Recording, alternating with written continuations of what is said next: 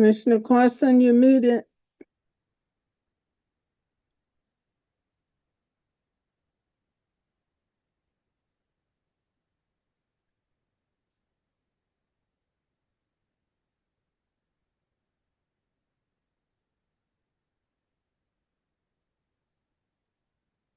Commissioner Easterwood? Yes. Mute your. That's what I just unmuted. Okay, it should work now. Can you hear us? What about now? Can you hear me, folks? No. Yes, we can. Okay, great. Sorry about that.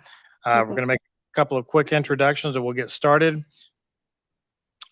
So here in the chambers with me tonight, I have Commissioner Dwayne Beth on my left, Commissioner Trenton Fogelsong on my right, along with Commissioner Aaron Ward. Online, we have the following commissioners: Commissioner Jim Ernst, Commissioner Beverly Easterwood, Commissioner Mark Mueller, and then we also have with the staff this evening, we have Byron Toy, Rose Morris, Lucides Espinosa, Mari Monheil, Rodney Lucas, and our legal counsel, Michael Farley. So with that, I'm going to turn it over to Rose Morris. She'll read the opening statement on how we're going to run the meeting. Hello, welcome to the meeting of the Board of Zoning Appeals. Members of the board are participating remotely by Zoom or are present in the commission chamber. Mr. Jeff Carson is serving as chairman this evening. Please note the following instructions for the meeting. If you're joining by Zoom, please make sure you have an appropriate background. For those members of the public attending the meeting virtually this evening, please use the raise your hand feature when you want to speak on an application. If you are present in the commission chamber, please come to the microphone at the front of the room when your application is called. After the chairman recognizes you, please state your name and address before you make your comments. Proper meeting decorum is expected of all participating in the meeting, and anyone who fails to act properly may be removed from the meeting. The city reserves the right to discontinue a meeting if any improper behavior occurs, which prevents the uninterrupted conduct of business. The format for this evening's meeting is as follows. First, the applicant will be given 15 minutes to make an opening statement explaining the proposal, which includes the applicant, consultants, and other members of the applicant's team. Members of the board, sorry, I was reading something, may then address questions to the applicant. Any members wishing to speak in favor will be recognized and allowed to do so at that time. Then those in opposition will be recognized to make their statements and ask questions. Each member of the public will be given 5 minutes to express their opinions, and time may not be shared between speakers. A speaker's time may be extended in 5-minute intervals by a 2/3 majority vote of the board. The chairman will ask for a show of hands of people who are in support or in opposition who do not wish to speak. Then the applicant will answer questions and make a closing statement. The public hearing portion of the meeting will be closed, and the public will only be allowed to address the board if a question is directed towards them. Then the board will discuss an application and make their decision with a brief statement of the reason of the motion preceding the making of the motion. Motions to approve shall include the staff conditions unless otherwise stated in the motion. Our first case this evening is BOZA 2026-008, Federico Dominguez. It is a variance for an accessory building that projects into the side and rear yard setbacks at 3441 North 51st Street. Does anyone on the commission have any contacts to disclose on this application? No. Mr. Dominguez? No. We have Alex Agan online. We have somebody online. Excuse me. Okay, user, are you here to represent Mr. Dominguez? Hello? Hello, can you hear me? Yes. Yes, this is Federico Dominguez at the address of 3441 North 51st Street. Okay, go ahead and tell us what you're wanting to do at this property, or I think in this case, what you've already done on this property. I believe my attorneys were on the call, but I don't see them on here. I'm not real Would that be familiar with the Alex internet. Agent? Would that be Alex Agent? Good evening, commissioners. Can you hear me now? Yes, your name? My name is Alex Agan. I'm an attorney with the Hunter Law Group representing Mr. Dominguez. Okay. Who's going to present on the case? I will be presenting, and I'm happy to go on video if you want to see me. I'm told I have a face for radio, but I'm good either way. I'm fine either way. Let's go ahead and tell us what you're wanting to do at this property. What's already been done at this property? Absolutely. Thank you, commissioners. So this property has been owned in part by Mr. Dominguez for a few years and then owned solely by him more recently. Prior to him owning the property, which I believe was in 2023 when he first became an owner, there's a little history on this property where there was already a large parking lot in the northeast corner, which is the portion of the property where the subject building, the potential variance is sought as well. So that property and that parking lot had been there for some time. There'd been a lot of ag land over here, and there was a lot of unknowns as to what the rest of the land would or wouldn't support. But that parking lot area that had been historically in the northeast had been able to sustain larger vehicles, implements, things that were used across the property. And so Mr. Dominguez was unaware that that parking lot appears to have already been built, perhaps too far to the property line, right? There may not have been sufficient setback for that. We're not looking to excuse that prior violation. We're not looking to state that it wouldn't need a variance itself, but we are providing a little background as to certain reasonable mistake as to why Mr. Dominguez erected something on top of that. He has put a slab in a building on top of where that parking lot area is and has been. He did not extend beyond that. And with, like I mentioned, some of the unknowns of where other things may be across this property, there's some kind of unique entry spots on it and a lot of historical ag land that it was unknown what the soil, what the surface of the land would be able to sustain for weight. Whereas in that parking lot area, they knew what it could sustain because of what it had historically been able to sustain. It was admittedly an unpermitted build, right? It's not something that Mr. Dominguez had obtained proper permitting for. He's very happy to go through that process, as I imagine would be a condition if the variance is approved. And going through that process, including providing whatever engineering or other stamps may be required to retroactively have a permit. But based on kind of some of the unique history of this property and the unique kind of size of it, he did build it on top of what had already been an area that went historically to the same area. And if you can kind of see along the visuals in there, there's just some kind of historical tree type lines that will still be preserved there. So you're able to kind of see the before and after of what's happened there. We don't believe that granting a variance would affect adversely any rights of neighboring property owners. The property owners themselves did not come out to any sort of neighborhood meeting. Mr. Dominguez has talked to some of the residents of some of these properties, right? Some of whom may be renting, but the presence of this building has not necessarily had a detrimental effect on anyone. The variance itself is not about whether or not the building at all should necessarily be built so much as the setback on it. And with the setback that's being requested, the difference of either an extra 7 or 12 feet or different kind of pieces of what it's maybe looking for is not so egregious that it would all of a sudden deprive a neighboring property owner of any of their rights, any of their ability to still use their property.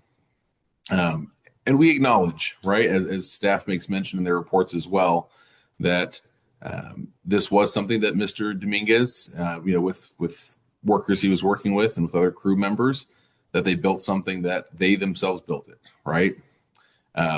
Even though that may be the case, though, it was based on a presumed and natural mistake of what could go up to that. We're not trying to say that ignorance of the law is any excuse for it so much as understanding that where this has been built out of a type of structure that would be very common across this sort of type of ag parcel in this area that people would be using for their different regular residential purposes, we think it is not anathema or atypical for what could be out there. And asking him to remove it would be tens and tens of thousands of dollars, and to be able to then rebuild it even more so. And so to be able to have these things removed would be a tremendous financial hardship on the applicant. In terms of looking at some of the public health, the safety, the general ideas of this variance, we don't see any adverse effect there, right? In fact, we think that it allows a quality structure that has been built to be able to be sustained. It would need to be permitted, which we could do retroactively with working through staff. Additionally, I think with the general intent of the zoning ordinance is to ensure that things aren't overly crowded by any means. And where there's a long strip of land running along this, it happens to be that it was put towards a corner, but it is not seeking necessarily a variance along every aspect or piece of the parcel of land so much as for this area. And we'd be happy to, either through a surveyor we've worked with or otherwise working with staff, be able to designate and identify that the variance would only be for the area where this building is, as opposed to creating additional variance all along the north boundary or all along the east boundary, right? We're looking for a very limited spot that would be able to allow this to come in there. I do want to briefly acknowledge that there was a letter in opposition that was sent in from some residents. I think it was Leanna and Danielle Locke. But I also want to note that the address that they provided on their letter looks to be about 1.5 miles or 2 miles away, depending whether you do it as the crow flies or driving along streets. Their general umbrage appears to be more with whether the building, anything is being built as opposed to the specifics of this variance. Mr. Dominguez is prepared to obtain necessary permits, working with staff. We're not trying to stretch beyond what just would be necessary for this building, but where someone has built this building out, we are trying to hopefully be able to maintain it there and possibly have a variance, like I said, that would be specified and tailored to the specifics of the building. Mr. Dominguez is available, as am I. We're happy to stand and answer any questions that you may have, and we would seek for this board to decide to grant the variance necessary to maintain the building. All right, thank you. Questions for the applicant's representative? I guess I will start. So what you're telling me is, telling us is the reason that the building was built there and assumed that it could be built there was because there was a large pad already there? That's correct, Your Honor. That's correct. Sorry, I was in court earlier today. I'm struggling to see how a pad site leads you to believe you can build a building there. And it's not necessarily that they thought, oh, if the pad is there, there's definitely a setback there. It was a mistake, right? We acknowledge that. It is just that where this area on the land had been able to sustain larger equipment and vehicles that were there, there was knowledge that this could be a reasonable area for that sort of strength and support of other things as well. I think there was just some mistake. Where was that knowledge gained from, though? You said there was knowledge that it could be reasonable knowledge that it could be done. Where was that reasonable knowledge gained from? That's based on just the strength of support to be able to sustain vehicles, right? That it wouldn't be floodplain type area, it wouldn't be soft soils. So it's not necessarily a knowledge of the variance setback or requirements so much as the land in this area that had the parking lot had sustained vehicles. So they knew that amongst the parts of their lot, this could continue to sustain vehicles. That amount of weight, I should say. So it's not to say that they thought because the parking lot was built there that they had knowledge that a building could be built there. Some of this was just genuine mistake that based on what the parking lot had been. I think I would probably be more inclined to go along with you if that's what you just explained it at, other than trying to justify that the fact that there was a slab out there made it seem like, and that if you just said, well, it just looked like it was a good place to build a building, so he built one. That's pretty much what's happened. I think trying to tie in the pad site for me kind of seems a little, how do we fix this and that kind of thing. But all right, I'm going to move on. You also talked about the tremendous financial hardship. Who created that financial hardship, the tremendous hardship, if this building had to be removed? Did the unified government or our policies create that tremendous hardship, or did Mr. Dominguez? No, and I hoped I'd recognize during some of my presentation, we're not by any means saying that the UG or policies or anyone else created it. We recognize that Mr. Dominguez built this unpermitted. So he's aware that he's created the problem that we're here tonight to discuss. Aware, yes. All right. Tell me about this building and all these vehicles and all this debris and everything that I see all around this building. Yeah, so this building is, and you may have other photos through the staff one. We're losing you, sir. As well. I'm sorry? Go ahead. You were moving around or something. We lost your voice. There we go. Oh, my apologies. You may have also from the staff report itself, we can also provide other photos showing that inside of these buildings, right, there are, it is used for storage, right? It is vehicle storage. It is working on things. It is tool storage. That this building can still have more finish, right? There were stop work orders involved in this. that they can, still work on other things to make sure it's appropriately permitted with staff. But what it's intended to be used for is much like other sort of ag type parcels around here, just for storage. It's a large lot. It's to be able to put whatever vehicles they need to put on there. Mr. Dominguez has explored doing commercial vehicle sales. That's not what this is actually necessarily intended for. This is just for storing vehicles, tools, general warehousing type things that he has that he needs to be able to put aside separate from the other buildings on the property.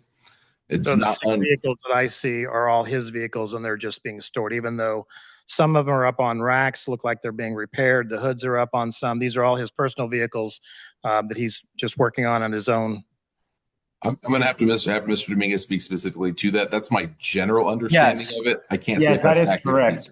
All the vehicles that are in the garage are just for storage. All the vehicles are there are ours. There's some vehicles that are outside and we just use it for storage to work on them.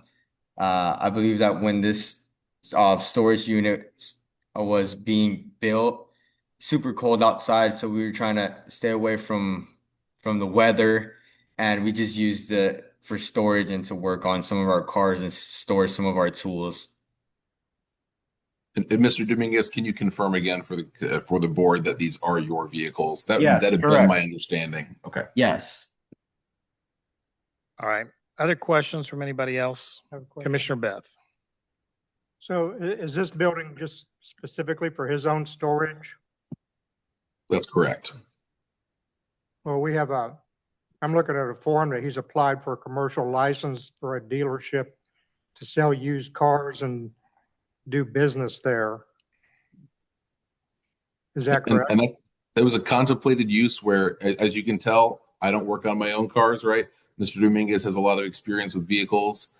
And so as he was looking to possibly do it, he wants the ability to be able to sell vehicles from there. It's not necessarily he's trying to create a dealership back tucked away in the middle of anywhere, but to be able to, if he wants to sell vehicles based on the numbers that he may be going through himself, have that option. This storage unit area is still meant to be just for his own vehicles. He checked on the application. It's a new business for a dealership selling used cars. Correct. And perhaps when I say dealership, he's Yeah, not is necessarily that- intending to create something large. He's just giving himself the flexibility within what is required. If you do a certain number of vehicle sales, you have to be registered a certain way. And if it came to be that this commission had a condition that he could still be granted a variance to keep this storage area, but wouldn't be able to do the other things, if that's what this commission decides, to be able to know or understand or have some staff check back in or things like that about how it's being used, that'd be fine, right? We're very willing to work with staff. He would like that flexibility that if he wants to sell, I don't recall what the limits are that you can sell any given year without having to be licensed. He wants that flexibility, but if there's either limits that staff wants to put on either the business application side of it or related to this variance is granted under the conditions, we're very happy to work on conditions.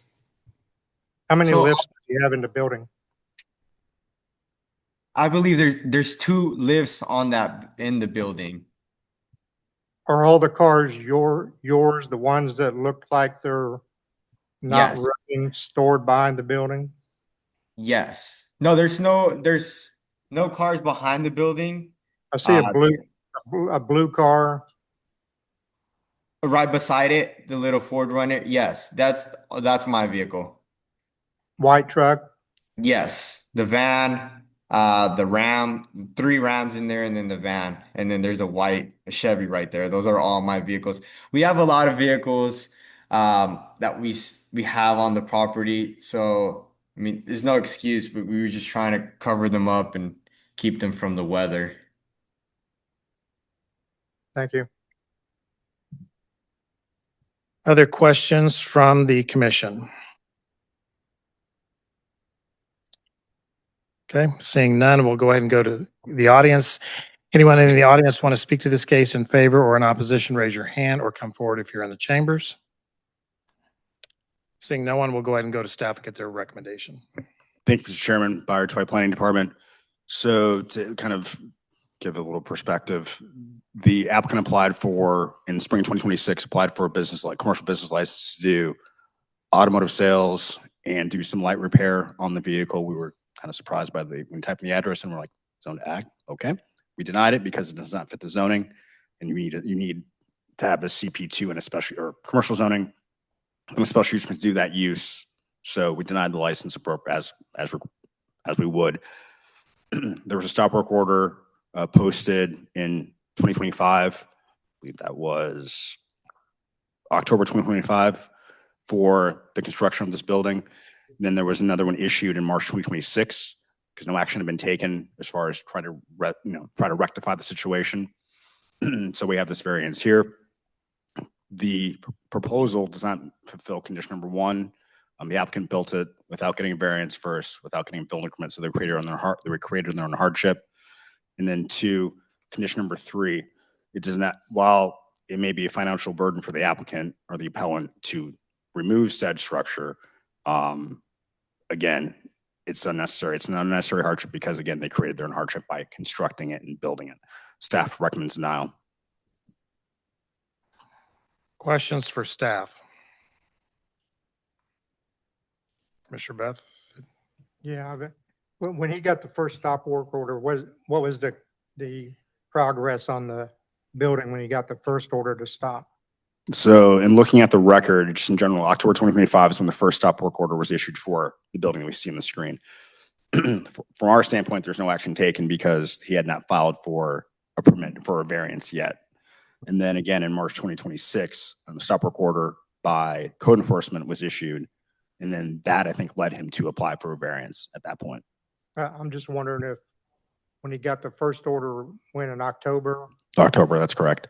was the building in the condition it is now, or had he just started and they gave him a stop work order and he went ahead and finished after he got the stop work order? That I'm not sure as far as what stage of construction it was in. 'Cause Usually, that's been a while. yes, it has. Between the times. Yes. Commissioner Easterwood? My question is along those same lines. Was the first stop work order ignored? How would we find out an answer to that question, Byron? Would we have to get a hold of codes? Would they have photographs of the building back in October of 2025? They might. I mean, they might have photographs. Sometimes when they put him into the database for what we call Excel, which are database for enforcement and other things, sometimes they do attach photographs to see kind of at what point something is in to kind of document it. We didn't include that. I didn't look at the record to see those photographs, but we could look at those photographs if they have them in there. Okay. Commissioner Easterwood, did that answer your question? Yes, thank you. Other questions for staff? Can we, sorry, I'm sorry. Go ahead. Can we ask the Yeah, the lawyer, I'll go back. What was the condition of the building? I mean, why did he ignore the stop orders? I mean, So Mr. Agan or Mr. Dominguez, why was the original stop order issued in October ignored, and we didn't see any type of application for permits or variance done for what, another 6-7 months?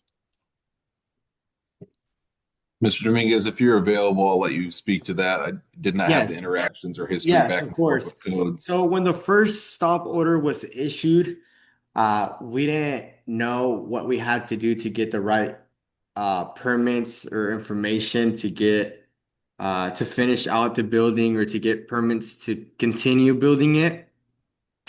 And from the first stop order to the second stop order, that building, the only thing that has changed was some of the black metal that's in the front of the building. And the only reason that that was installed there was because we had super bad storms in Kansas during those times. And if we did not cover up the front, it was possible that it could blow the whole building out because I don't know if many people know when you build a building that size or any size, if you don't cover up and let the wind go inside, I mean, you could blow the whole roof off. So it was half of the black metal that was on there was already, we just finished covering up the front.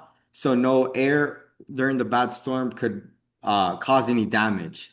That was the only thing that was changed from the first stop order. All right, what is your level of experience with commercial construction? I mean, is this something you've built before or you've done before?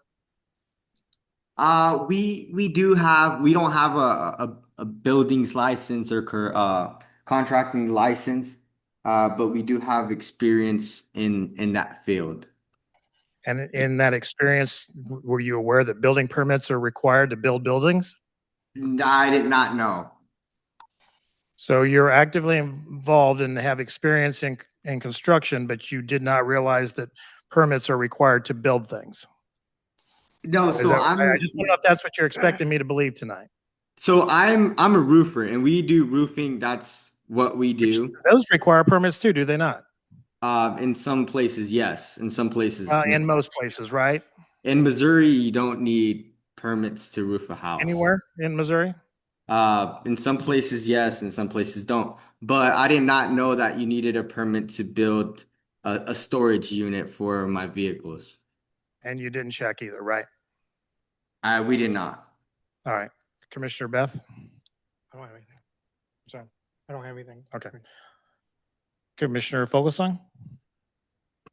Well, I'm looking in the submittal, there's like a plot plan that an engineering firm put together. And I'm looking at the pictures of this building. I'm trying to understand the dimension ratios of the footprint of the building. Because it says blow up building, which I assume is a planned footprint of a building. And it's 220 feet long and only 35 feet wide. That doesn't look anything close to what we're looking at in the photo. So the building got built in the wrong spot out of ignorance or whatever, but now we're going to plan to just go ahead and make it 5-6 times bigger in the same spot. I'm not sure I'm following.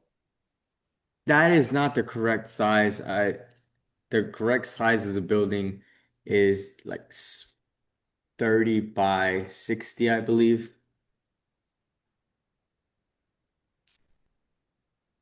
Yeah, I'm just going by what was submitted by the applicant, I guess. So you're saying the building is 1,800 square feet, 30 by 60? Around there. Okay. Any other questions?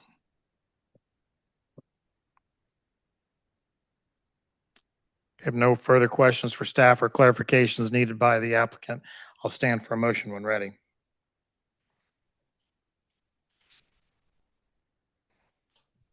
I'll make a motion. Commissioner Beth?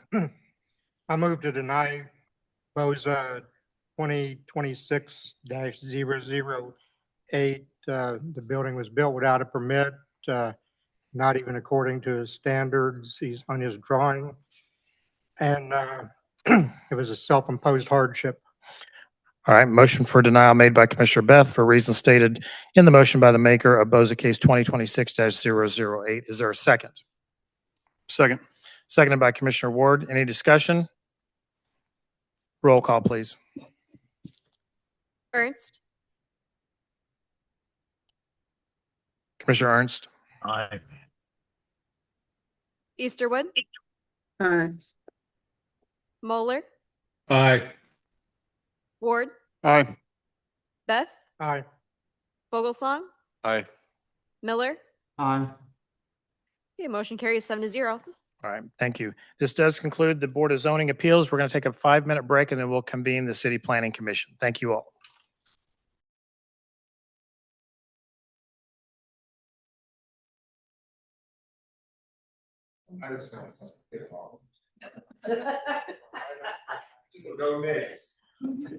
Good evening, everyone. We're going to go ahead and start the City Planning Commission. I want to welcome you to the June 8th meeting. My name is Jeff Carson. I'll be serving as chair of tonight's meeting. I'm going to make a few introductions before we get started. So here in the chambers with me tonight, we have Commissioners Dwayne Beth on my left, Commissioners Trenton Fogelsong and Aaron Ward to my right. Online, we have Commissioner Jake Miller. We have Commissioner Beverly Easterwood, Commissioner Jim Ernst, and Commissioner Mark Mueller. With us also tonight, we do have Planning and Urban Design staff, Rose Morris, Byron Toy, Osiris Espinosa, Mari Monheil, Rodney Lucas, and we have legal counsel with us tonight, Michael Farley. So with that, I'm going to turn the meeting over to Rose Moore. She'll read the opening statement on how we'll run tonight's meeting, and we'll get going. Thank you all. Hello, welcome everyone to the meeting of the City Planning Commission. Members are participating remotely by Zoom or in person in the Commission chamber. Mr. Jeff Carson is serving as chairman this evening. Please note the following instructions for the meeting. If you're joining by Zoom, please make sure you have an appropriate background. For those members of the public attending the meeting virtually this evening, please use the raise your hand feature when you want to speak in an application. If you're present in the commission chamber, please come to the microphone at the front of the room when the application is called. After the chairman recognizes you, please state your name and address and make your comments. Proper meeting decorum is expected of all participating in the meeting, and anyone who fails to act properly may be removed from the meeting. The city reserves the right to discontinue a meeting if any improper behavior occurs, which prevents the uninterrupted conduct of business. The Planning Commission is a voluntary body of citizens who will review each zoning proposal for all change of zones, special use permits, vacations, and preliminary plan reviews on tonight's agenda. The Planning Commission makes recommendations for the Unified Government Board. Oh my God, I can't talk. The Unified Government Board of Commissioners, who will then make their final decisions on Thursday, June 24th, 2026. For final plats and final plan reviews heard tonight, the Planning Commission's decision is final and there will not be another hearing. The format of this evening's meeting is as follows. First, the applicant will be given 15 minutes to make an opening statement explaining the proposal, which includes the applicant, consultants, and other members of the applicant's team. Members of the commission will then address questions to the applicant. Then any persons wishing to speak in favor will be recognized and allowed to do so at that time. Then those in opposition will be recognized to make their statements and ask questions. Each member of the public will be given 5 minutes to express their opinions, and time may not be shared between speakers. A speaker's time may be extended in 5-minute intervals by a 2/3 majority vote of the commission. Then the applicant will answer questions and make a closing statement. The public hearing portion of the meeting will be closed, and the public will only be allowed to address the commission if a question is directed towards them. Finally, the Planning Commission will discuss the application and make their recommendation. If those in opposition want to formally protest a change of zone, a means is available by a legal protest petition, which can be obtained by emailing the Planning and Urban Design Department at planninginfo@wyco.kzk tomorrow morning. Any application receiving a unanimous vote of recommendation by the Planning Commission will appear on the consent agenda of the Unified Government Board of Commissioners. Unless there is a request to remove an item from the consent agenda by the applicant, commission, or other interested parties, the Planning Commission's recommendation will be adopted. The consent agenda will be heard at the beginning of the meeting at 5:30 p.m. The Planning Commission will also have a consent agenda this evening. The consent agenda is the first part of the agenda. Items on the consent agenda are final plats, final plans, or special use permit renewals that have received a staff recommendation to approve. Unless there is a request to remove an item on the consent agenda, the staff recommendation on all items on the consent agenda will be adopted by the Planning Commission at one time. I will read a list of agenda items on the consent agenda, and once I have completed the list, the chairman will ask if there's any request to remove items. This is your time to use the raise your hand feature, be recognized, or request that an item be removed from the consent agenda if you do not agree with the staff's recommendation. If you're in the commission chamber, please come to the microphone, state your name and address, and the items you want to remove from the consent agenda. The Planning Commission is required to disclose contacts about any item on the Planning Commission agenda. Before each item, I will ask if any contacts have been made, and members of the commission will be asked to disclose those contacts. Please note that your opinions will be forwarded to the governing body for their consideration in making a final decision on Thursday, June 24th, 2026 at 5:30 p.m. I will now read the items that are on the consent agenda. Consideration of the May 11th, 2026 City Planning Commission minutes, SP 2026-036, H.E.N. Lee, a special use permit for a non-owner occupied short-term rental at 2506 West 43rd Avenue. Plat 2026-023 and PR 2026-008, final plat and final plan review for multifamily apartments at 4601 Rainbow Boulevard. Plat 2026-024, Mark Pledging with Skinell Properties, a final plat to replat 1 industrial lot at 9800 Leavenworth Road. The items that I just read are on the consent agenda. At this time, does any member of the commission have any contacts to disclose on these items? No. Thank you. Does anyone on the commission want anything removed from the consent agenda? Please raise your hand. Okay, seeing none, we'll go to the public. Anyone in the public want an item removed from the consent agenda? All right, seeing none, I will entertain a motion for the consent agenda as presented. Commissioner Ward, Mr. Ward, go ahead. make a motion to approve the consent agenda as read. All right, thank you. Motion to approve the consent agenda made by Commissioner Ward. Is that a second, Commissioner Easterwood? Yes. All right, thank you. Any discussion? Seeing none, roll call, please. Ernst, Aye. Easterwood, Aye. Moeller, Aye. Ward, Aye. Beth, Aye. Vogelsong, Aye. Miller. Aye. Okay, motion carries 7-0. All right, thank you. If you're, do we have anything going on to the Board of Commissioners? The special use permit. I'm sorry, special use permit, and I'm sorry, what is the date for the Board of Commissioners meeting? June June 24th. June 24th? Thank you. The special use permits will go forward to the Board of Commissioners meeting at 5:30 PM on June 24th here in the chambers. With that, if you have an item on the consent agenda and it has been approved, and so you're welcome to stay if you like to, but you're not required to. Okay.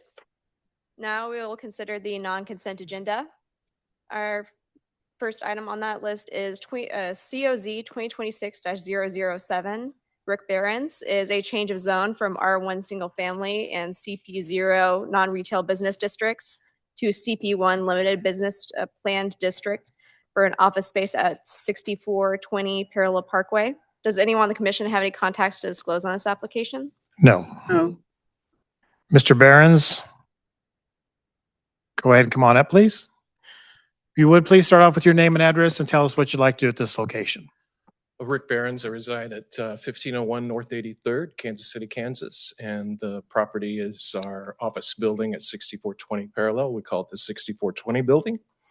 And we are seeking a change of zone from CO, and I guess it's R1 to C1 or CP1 limited retail. We were unaware that we would need this designation when we were renting one of our spaces, and he went to get his business license and discovered that it would need to be changed if he were going to rent from us. It's a karaoke business, and he keeps some equipment in that office and then would be renting it out. That's what he would do if this were approved. So we're thinking that this also would be a benefit to us as we go forward renting the spaces. There are 4 total spaces in the building, one of which is occupied by my wife's dental practice, I Smile KCK, and the other 3 we rent out. And of course, renters come and go sometimes. So we think this would be also advantageous to us as we rent in the future, but also would be helpful to the community and not be an imposition in any way. Okay, thank you. Any questions for the applicant? All right, seeing none, anyone in the audience want to speak to this case in favor or in opposition? Raise your hand if you're online or come forward if you're in the chamber. Seeing no one, we'll go to staff, get their recommendation. Thank you, Mr. Chairman. Byron Troy Planning Department. Staff recommends approval, subject to the conditions outlined in the staff report. Thank you. Any questions for staff? Seeing none, I'll stand for a motion. Commissioner Ward, Commissioner Ward, go ahead. I make a motion to approve change of zone 2026-007, subject to staff stipulations and comments. Thank you. Motion to approve change of zone application 2026-007 made by Commissioner Ward. Is there a second? Commissioner, got it from Commissioner Beth. Any discussion? Seeing none. Commissioner Ernst, that was, okay, there we go. Seeing none, I'll roll call, please. Ernst, Aye. Ernst, Easterwood, Aye. Moeller, Aye. Ward, Aye. Beth, Aye. Vogelsong, Aye. Miller. Aye. Okay, motion carries 7-0. Thank you. This will be heard one more time, June 25th, before the Board of Commissioners at 5:30. 24th or 25th? 25th. It was just clarified. It's going to be the 25th. So Thank you. we'll probably reach out to our special use applications. Thank you. Are we still having confusion on the date? Is it 25th or 24th? I'll ask someone to clarify, but I believe that meeting was moved up a day because of a World Cup game. So is it on the 24th? So it is the 24th. I can pull up a schedule and check, but I believe that was specially moved to a Wednesday. So we're moving it to Wednesday? I'll get someone to double check because now everyone's looking at me like I'm the crazy one. But I remember pointing it out at one point to the clerk's office and they said, no, it's meant to be the 24th. It is. Okay. So I'm sorry, sir, Mr. Barron, the 24th is correct. Okay? And if not, we'll see you on the 25th. I mean, no, 24th, 5:30. At least if you're here the 24th. Yeah. Thank you for your patience. Okay, our next case is COZ 2026-010 and Plat 2026-021, Jose Benitez. It is a change of zone from AG Agricultural District to R1 Single Family District and a preliminary plat to plat 15 single family residential lots at 2600 South 53rd Street.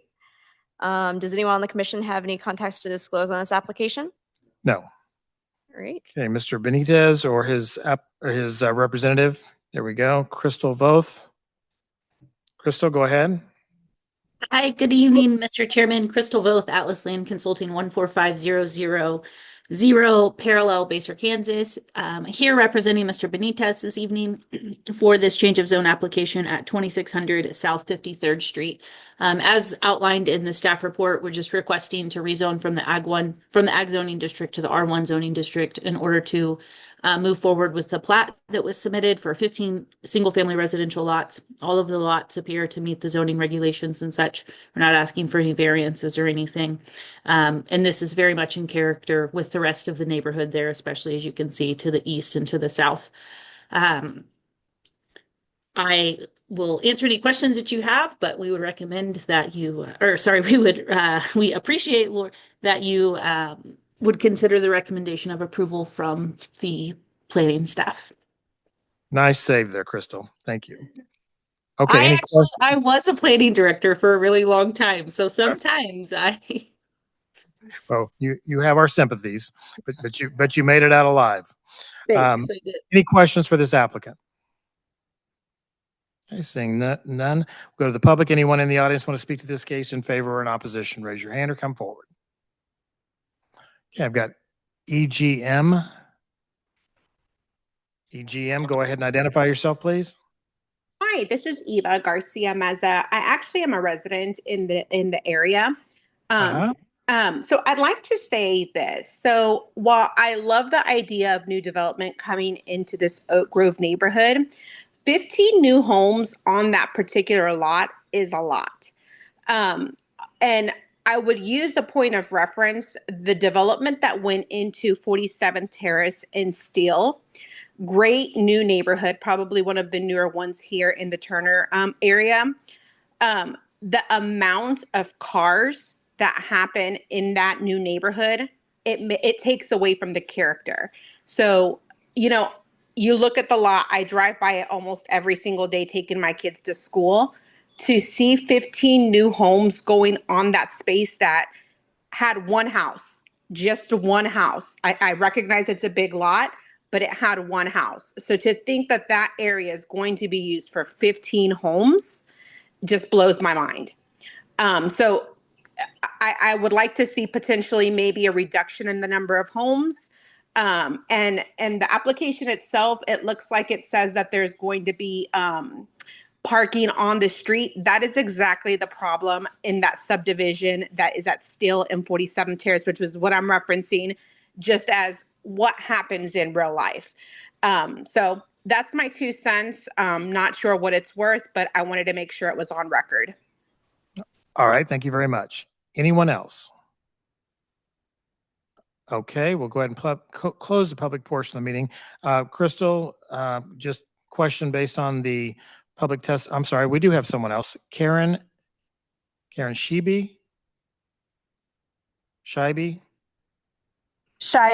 you got it right. Yes. Your address, please, Karen? Karen Scheibe, Kansas City, Kansas. And I live near this area as well. The one thing I will mention is when school is at the beginning of the day, at the end of the day, there are already cars literally lined up down Oak Grove and then going also down like it's hard to kind of describe. Gibbs turns into 53rd there. So cars are already lined up for children there. It is an intersection that's used like that. And I kind of have the same concern of putting that many homes right there. I'm also not sure. I know there's a sidewalk in front of the elementary, but I know there's like as you're going down 53rd Street, I'd have to look at it again as far as sidewalks, but it is a lot of homes right kind of clustered where we already have some pretty heavy traffic congestion during the school year. That would be my only thing, is just making sure the infrastructure is adequate for that many homes. All right, thank you very much. Anyone else? Okay, we will now close the public portion of the meeting. And Crystal, if you could just, well, you're online, so I won't ask you to step back up, but can you comment on the number of lots that were there and the discussion that went into it? And can you comment on parking on the street? Parking on the street really is a problem in a lot of areas. Can you comment any of that? Yeah, for sure. So as you can see, we're actually leaving a considerable amount of this property undeveloped due to the existing terrain there. Once you move back to the west, it'd be really difficult to push a road through with the drop-offs and such. So regarding like the R1 zoning district, the density that we're looking at putting in on this particular lot is actually incredibly low because we're not even utilizing half of the lot. So most of that, I'd say half of that lot is going to remain green space. So, you know, it's up to the planning commission, certainly, whether or not you want to approve the rezoning request, and we would greatly appreciate that you would. But these lots as presented are being presented in accordance with the R1 zoning district requirements and regulations. And then as far as parking goes, page 2 of your staff report clearly states that 2 off-street parking spaces shall be provided on the premises for each single-family dwelling, and at least one of those shall be in a garage or carport. When these houses are built, those requirements will be enforced, and so there will be off-street parking. I'm not sure she said in the application that it says there will be on-street parking. I am not aware of that. If it does say that, that was an unintentional, like, checking of a box or something, because we didn't really discuss on-street or off-street parking, because we know that you have to provide off-street parking in a residential subdivision. So that's what we plan to do. All right, thank you. Anybody else need a clarification from the applicant? Okay, with that, we'll go ahead and go to staff and get their recommendation. Thanks, Mr. Chairman. Byron Toy, Planning Department. So kind of talking about just on-street parking in general. This will come again as a final plat should you guys recommend approval of this preliminary plat and change of zone. But specifically, the fire department will weigh in it based upon the road width itself, as far as how many, whether it parking on no sides of the street, one side of the street, or both sides of the street, depending on the right-of-way width itself. So that still can be fleshed out with the fire department as far as what they feel is appropriate based on what their equipment can get up and down the street. Also, I want to make a clear point that no houses, basically lots 8 through 15, which is on the north side of what is called Ottawa Street. None of the lots can actually have frontage on Oak Grove. So all the lots actually have frontage on that interior cul-de-sac, in part because Oak Grove is a major street in our major street plan and go-out mobility plan, and you don't have the requisite acreage or linear frontage for each lot to be on that road. So any access to these lots are going to be off of Ottawa Drive, that internal cul-de-sac, and not elsewhere. With that, staff recommends approval subject to the conditions outlined in the staff report. All right, thank you, Byron. Can you also comment on lot size? I mean, it appears that Yeah. most of the lots on average are 65 foot wide. Right. So R1 single family has a minimum of 65-foot wide lot and 7,500 or 7,150 square feet per lot. And looking at these lots, the minimum is about 7,500. If you were able to build this all the way out, you'd roughly have about 28 homes based on the 7.7 acres of the property is. So 28 homes versus 15, that is a discrepancy. That's a difference. So this is, to Crystal's point, this is less dense than what would actually allow a full build out if so be it. But as she said, the road really can't go further west. So you're kind of capping out at 15. But does that answer your question? Yes, it does. Thank you. Any other questions for staff? Commissioner Ernst. Brian, the issue with Oak Grove is a real problem. The cars that line up, is there anything the city can do to stop people from parking along there? It'll go past that driveway or the drive into that new cul-de-sac on a school day. The traffic. Sorry, I didn't mean to cut you off. Is there something we can do to mitigate that? No parking, whatever the case is. Right. I think first and foremost, we'll probably be talking to Public Works, specifically the traffic engineer, to talk about on-street signage. Anytime it's in the right of way, it's kind of out of our purview a little bit, and it falls into Public Works. But traffic engineer Chris Finger specifically would be the point of contact I would start with as far as talking about any signage like we posted on the road to deal with no parking. That would be my first starting point. Thank you. Mm-hmm. Other questions for staff? I have a question. Go ahead, Commissioner Beth. Yeah, I'm looking at, requires sidewalks, right, and that's when it's built, the sidewalks have to go. Yes, that's as correct. it's built, so we don't have to worry about it being something added later. That's right. So part of the initial build. Yeah. So as Ottawa, for example, gets built, and then as each lot gets constructed, in this case, I believe on the north side is where the sidewalk's going to be. And so that sidewalk would be built as each lot goes from whether it's east to west or west to east. And then it will connect to 53rd, and the sidewalks required on 53rd Street itself, just their portion of the property. But that's where a sidewalk would be constructed. Okay. So they're on one side of the street, on the north side. Yes. All right, thank you.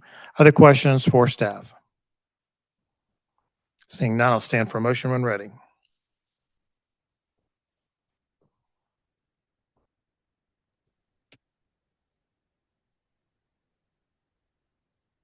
Commissioner Ward, Commissioner Ward, go ahead. you want the plat or the change of zone first? I'm sorry, what would you like? Change of zone? Plat? Yeah. Plat first. I make a motion to approve plat 2026-021, subject to staff stipulations and comments. Thank you. Motion to approve plat 2026-021 made by Commissioner Ward. Is there a second? Seconded by Commissioner Easterwood. Is that correct? Correct. Thank you. Any discussion? Seeing none, roll call. Ernst, I'm going to vote nay. Easterwood, Aye. Moeller, Aye. said aye. Yes, aye. Okay. Ward, Aye. Beth, Nay. Vogelsong, Aye. Miller. Aye. Okay, motion carries at 5-2. Thank you. And now the change of zone. Commissioner Ward, I make a motion to approve change of zone 2026-010, subject to staff stipulations and comments. Thank you. Motion to approve change of zone application 2026-010 made by Commissioner Ward, seconded once again by Commissioner Easterwood. Is there any discussion? Seeing none, roll call. Ernst, I'm going to stick with the nay for right now. Easterwood, Aye. Moeller, Aye. Ward, Aye. Beth, Aye. said aye. Aye, yes. Vogelsong, Aye. Miller. Aye. Okay, Mary, motion carries 6-1. All right, thank you. These will both be heard. I'm sorry, just the change of zone? Just change the zone. Change of zone will be heard again on June 24th at 5:30. Thank you. Thank you. Okay, our next case is SP 2026-030. Brian Glasser is a special use permit for a non-owner occupied short-term rental at 560 Ridgeview Avenue. Does anyone on the commission have any contacts to disclose on this application? No. No. Mr. Glazer, go ahead and start off with your name and address, please. Hello there. My name is Brian Glasser. I'm at 2032 Summit in Kansas City, Missouri, 64108. Go ahead. Tell us what you'd like to do. All right. So recently I submitted for a non-owner occupied permit for a short-term rental. I have roughly 10 years of operating rentals, specifically short-term rentals. I have several in Wyandotte that I personally own. This one I would be the manager on. I am a real estate professional. We have great relationships with our neighbors that we already run short-term rentals at, and I already have a great relationship with the neighbor here at 560 Ridgeview. So does the owner. Both myself and the owner are involved in managing. She's actually also listed as a co-host because she travels back and forth into town. So I actually keep the place ready for her. In reality, I could probably have submitted for a non-owner occupied because she frequents so much, but we really just want to make sure we cover all of our bases and do things the right way. And so that's kind of where we're at right now. And I'm looking for approval. All right. Thank you. Any questions for the applicant? Seeing none, anyone in the audience want to speak to this case in favor or in opposition, please come forward or raise your hand if you're online. Seeing no one, we'll go ahead and go to staff and get their recommendation. Thank you, Mr. Chairman. Byron Choi, Planning Department. Staff recommends approval for 1 year, subject to the conditions outlined in the staff report. Thank you. Any questions for staff? Seeing none, I'll stand for a motion. Commissioner Ward. Commissioner Ward, go ahead. Make a motion to approve special use permit 2026-030, subject to staff stipulations and comments. Thank you. Motion to approve special use application 2026-030 made by Commissioner Ward. Is there a second? Second. Got a second from Commissioner Fogelsong. Any discussion? Seeing none, roll call, please. Ernst, Aye. Easterwood, Aye. Moeller, Aye. Ward, Aye. Beth, Aye. Vogelsong, Aye. Miller. Aye. Okay, motion carries 7-0. Thank you. This will be heard once again, June 24th at 5:30 before the Board of County Commissioners. Okay, our next application is SP 2026-033. Daniel Flores is a special use permit for a used automotive sales and light repair at 7521 Nebraska Avenue. Does anyone on the commission have any contacts to disclose? No. Mr. Flores, I've got you queued up, ready to speak. If you would, please start off with your name and address, please. Yes, my name is Daniel Flores. I'm at 8927 Armstrong Avenue, Kansas City, Kansas 66112. All right. Tell us what you'd like to do here. Yes, I acquired this property earlier this year. Bought it back in February, and it was a used car lot and light repair shop. And I was told that it already had a special use permit on it. And I was under the impression that it stayed with the property. Then I found out that because it had a changed ownership, I had to get a new special use permit under now my ownership. So I'm basically trying to see about getting the same exact special use permit that was on it already, just under me now. Okay. Thank you. Any questions for the applicant? All right. Seeing none, anyone want to speak to this case in favor or in opposition? Come forward to raise your hand. You're online. Seeing no one, we'll go ahead and go to staff and get their recommendation. Thank you, Mr. Chairman. Byron Choi, Planning Department. As the applicant stated, this was previously an auto sales and light repair shop. And to his point, special use themselves are non-transferable in this case. And so therefore he, as occupying or trying to occupy the new building or the existing building, he had to apply for his own special use in order to operate. The only thing he has to really do is restripe the parking lot. With that, staff recommends approval, subject to conditions outlined in the staff report for 2 years. All right, thank you. Questions for staff? Seeing none, I'll stand for a motion. Commissioner Ward. Commissioner Ward, go ahead. Make a motion to approve special use permit 2026-033, subject to staff stipulations and comments. Thank you. Motion to approve special use application 2026-033 made by Commissioner Ward. Is there a second? Second. Seconded by Commissioner Fogelsong. Any discussion? Seeing none, roll call, please. Ernst, Aye. Easterwood, Aye. Moeller, Aye. Ward, Aye. Beth, Aye. Fogelsong, Aye. Miller. Aye. Okay, motion carries 7-0. Thank you. This will be heard once again, June 24th, 5 p.m. Excuse me, 5:30 p.m. Okay, our next case is SP 2026-035, John Badgley. It is a special use permit for a non-owner occupied short-term rental at 1710 North 90th Street. Does anyone on the commission have any contacts to disclose on this application? No. Mr. Badgley. Yes, sir. Go ahead and come on up. Name and address, please. Hello, my name is John Tanner Badgley, and my address is 1710 North 90th Street, Kansas City, Kansas 66112. And tell us what you'd like to do there. Yeah, well, I'm here to apply for a special use permit to make this a short-term rental property. My family's lived in the neighborhood for the past 5 years. We have done all sorts of things with the property. We know our neighbors. We're committed to operating this property in a way that builds trust and enhances, not disrupts the community. We've done the work already. It currently is an Airbnb because of the special World Cup permit. And so we've had 4 completed bookings, all successful so far. 1 5-star review at this point. We've passed the home inspection. We've passed the Kansas State lodging inspection. And we've taken care of everything that's been asked for up to this point.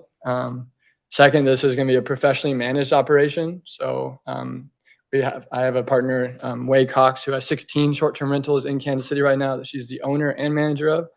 And so she has systems and cleaners and all of that, handle checkouts, cleanings, guest oversight. We have rules that prohibits parties, enforce quiet hours after 10. I've been in contact with you guys about the max occupancy, and that looks like it'll be 9 guests. All that would be in writing and signed by guests when they do the booking.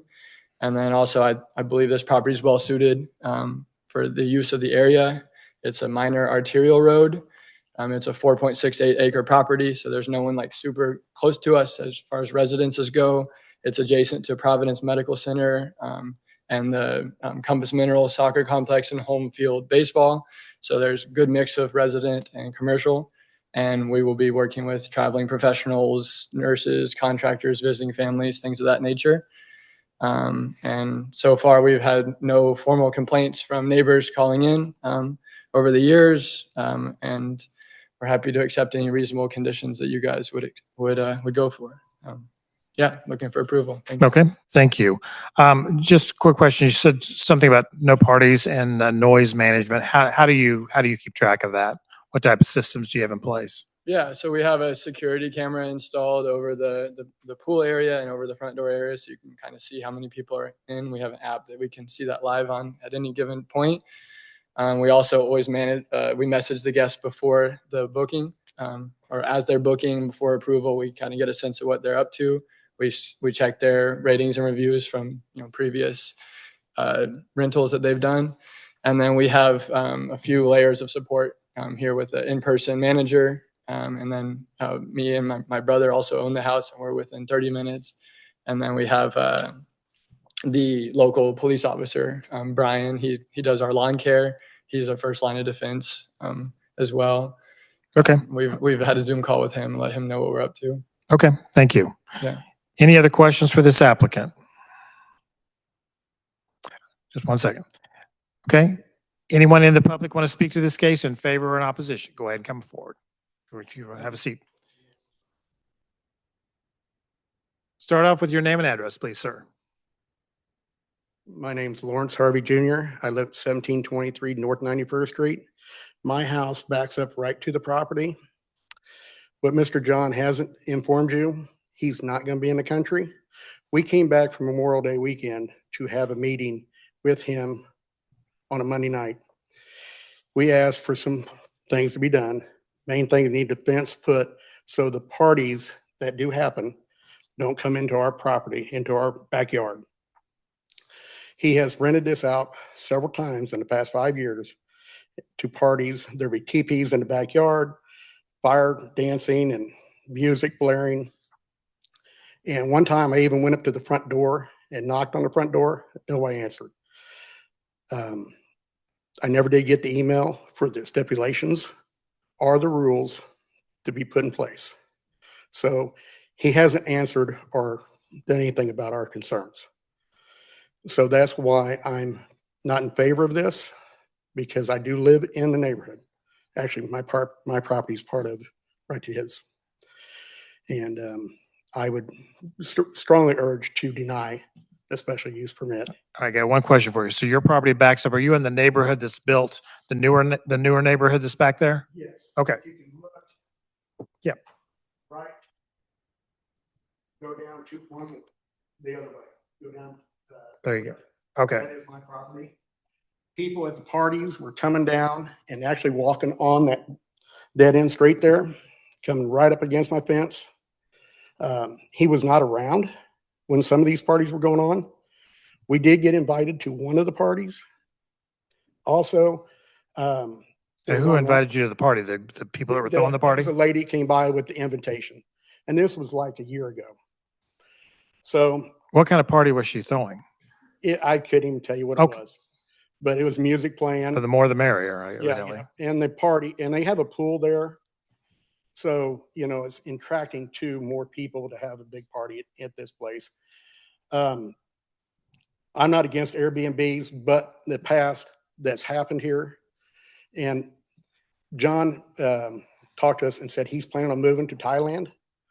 So he's not going to be around. So I can't see him being close by to take care of things. Okay. All right. Anything else? I do have a question. You mentioned fire dancing. They had fire twirlers dancing and music, DJs. They've had it all over there. They had stages set up for stage seating for things. I got pictures of teepees all through the yard. Okay. And I didn't see any kind of porta potty set up for these parties. You know, I know he's asking, saying there's not going to be any, but, you know, when the cat's away, the mice will play. Okay. I just wanted to clarify that I heard you right. All right. Thank you. Next.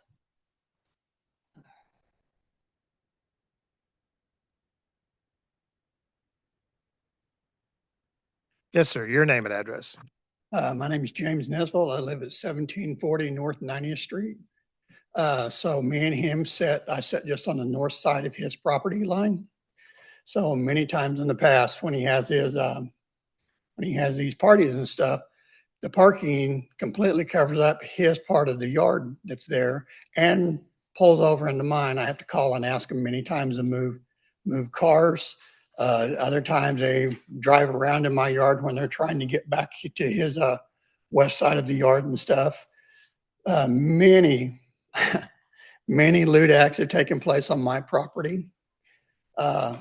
You know, we've had a couple of discussions over the years about some of this stuff. They always say, oh, yeah, we'll take care of it. We'll take care of it. Well, you know, sometimes they have smaller parties, it's not too bad, but they have so many issues with such large parties. I mean, they've even had gunfire at one of them. They extremely loud, 1, 2 in the morning and stuff. And I know in the last year he's tried to curb some of that, but you know, not being around, nobody being close. I mean, I don't see how they're going to control this. I really don't agree with this issue.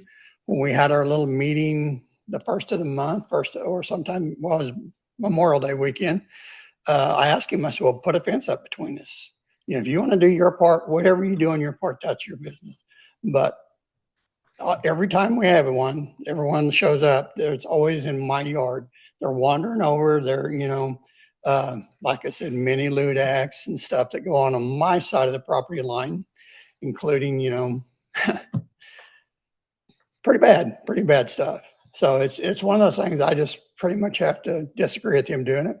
I have grandchildren that come up out of Oklahoma and visit.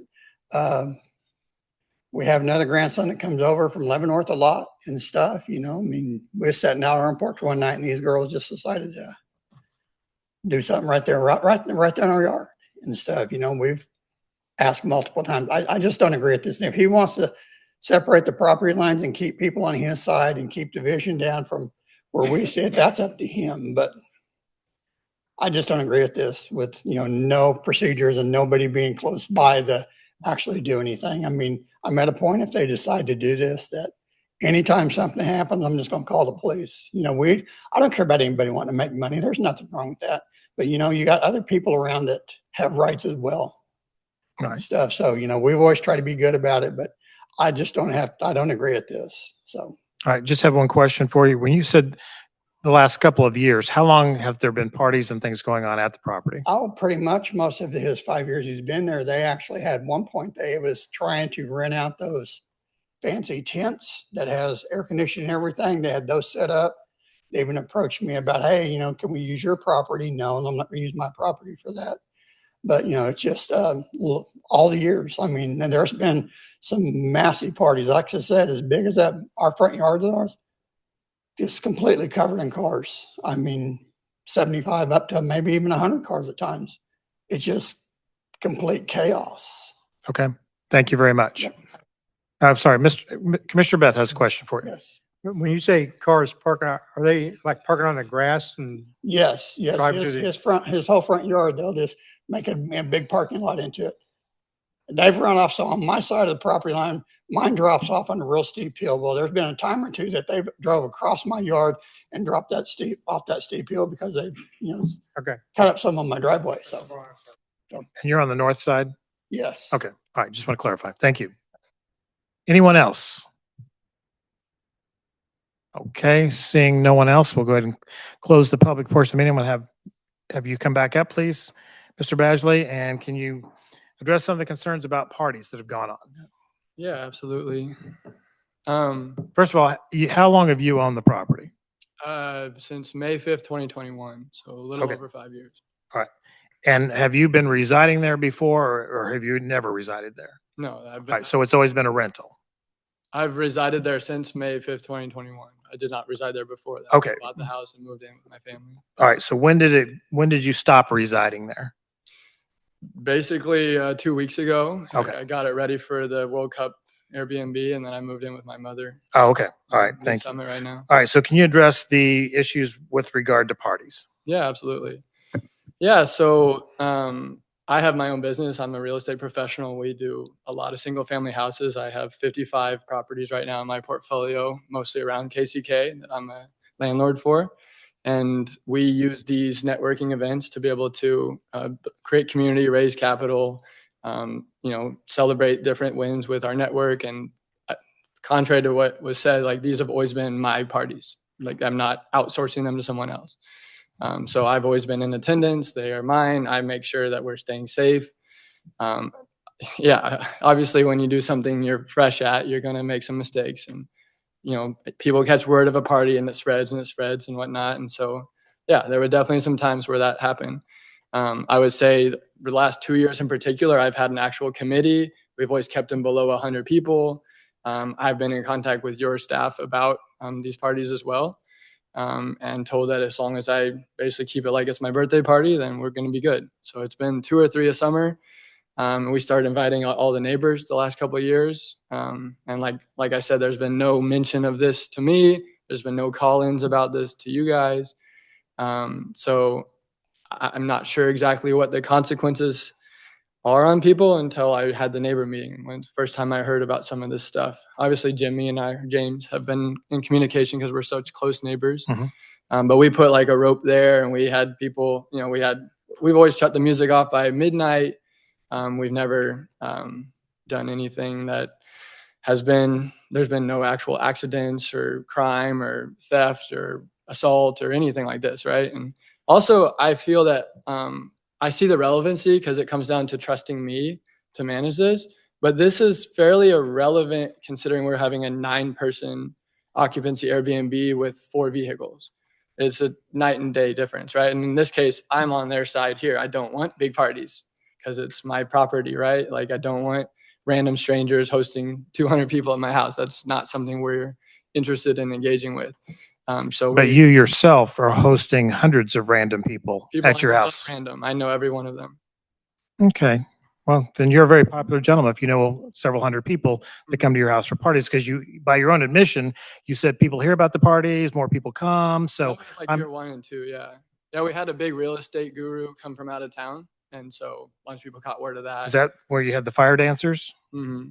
Yeah. Yeah. He helped us organize what he kind of wanted. And we said we could accommodate these things. And obviously we broke some of the rules, I'm sure, as you guys have probably done when you were younger. But at this place, I have children. I own this home. I do not want damage to it. I do not want crime around it. I have every incentive and more than they have to make sure that this is a safe property. And at this point, you guys can find me and revoke access and all that sort of stuff. So I want to work with whatever you guys need to know to feel confident that we can do this. I understand that the property has temptations because of the privacy, because of the pool, etc. But I'm doing everything in my power, and everyone in my family here is local. I'm from Topeka. My mom, my dad, my brother, and I all live in Kansas City now. I will be going between Thailand. I'm planning to go back in August and be there until Christmas. My wife is from Thailand. We're giving birth to our 2nd child, and we want to do the whole raising the first few months in the village. But the long-term plan, even the medium-term plan, is to return to Kansas City and maybe even return to our property. But in the meantime, I would love to keep our home. This is the highest and best use of the property. As mentioned, I think from talking to your staff, there is not other Airbnbs in the area, so we are serving a need. There's a ton of amenities that have popped up over the last few years. There's the Atlas 9, there's the home run field, there's the Legends Mall, that the Chief Stadium is coming. This place is in need of hospitality, and I know our property can do that. And I brought in an experienced operator here. She has 16 Airbnbs. She's been running them for 8 years. So we're not working with amateurs. It's not me inventing this myself. This is a fully regulated, managed business that takes place with all the policies within Airbnb, all the policies of Wyandotte County. And I'm willing to be fully transparent about everything that's going on in the future. Okay. Yeah. And you told this to us before, but so you're going to be leaving the country. Who's going to be managing the property while you're away? Her name is Dominique Butler. Okay. And where's she located? Her primary residence is in Blue Springs. Her what? Primary residence in Blue Springs? Blue Springs, Okay. Missouri. So 45 minutes to an hour away. Yeah. All right. And And then she she's going to be has- the primary person responsible. I would say it's her and me. We're both co-hosts right now on the app. Yeah. But if you're in Thailand, she's still closer being in Blue Springs than Thailand. For sure. But if I'm definitely going to get involved if I see stuff. And in Thailand, I work the U.S. hours. So I stay up from 9 a.m. to 6 or 9 p.m. to 6. And you mentioned your brother. Yeah, Is he lives in Overland Park. Okay. And he's a co-owner. We have 3 owners on the property. We're all 33%. I'm 33%. My brother's 33%. And then Philip, he's our 3rd partner in our real estate operation. But he doesn't do anything with the running of it, or he's not going to be managing it. Any of He this. won't be involved in this, but he's an owner, and so he has every incentive. He's responsible, but he's not going to have any responsibilities with regard to management. So it's basically going to be your brother and Dominic. Yeah, exactly. Okay. And then my mom is also one of the cleaners. We have 4 different cleaners, so my mom's available as well, and she cares about our property. And she's in Topeka? She's in Lee Summit. Lee Summit. All right. Yeah. Okay. Any other questions or clarifications needed that I haven't covered, members of the commission? Mr. Fogelsong? I just had a quick question. It seems like part of the complaint from the neighbors are there's no delineation of property lines. I guess, do you have any intentions to mark that somehow, or any kind of fencing or any At kind this of point, if you can, indicators? I don't know if you can see, but there's a fence around the pool. And so we just tell guests to stay within that. When you have 9 people at a property, they're not going to wander around in a giant field. I don't think. And they're certainly not allowed to have parties. So I think as long as they stay contained in the fenced in area of the pool, which was a specific request, and I'd be happy to agree to that regulation by you guys if you need that. It's fenced in, it has a gate, it goes right into the house. So they have bathroom access, they have all the safety things and whatnot. There's not any amenities out beyond the fence. So it would take like a drunken wild party to get out there, which I'll admit we probably had some examples of that, as I'm sure you guys have been privy to in the past too. But yeah, moving forward, it should be 9 guests max, 4 vehicles. We're doing a single rental. We're not renting by the room as right now. I would like to be able to be open to try both, but we're doing a party that knows each other. So it's all 9 people that come together or 8 people that come together or whatnot. It's not strangers residing with each other, which I think is helpful for conflict as well. Yeah, I think is there any other questions? All right. Anything else that needs to be clarified? All right. Mr. Chairman, I have a question. Yes. For the applicant. Go ahead. Thank you. Byron Troy, Planning Department. As it pertains to the World Cup STR that you've been operating, how many guests have you had per booking so far? I can check that.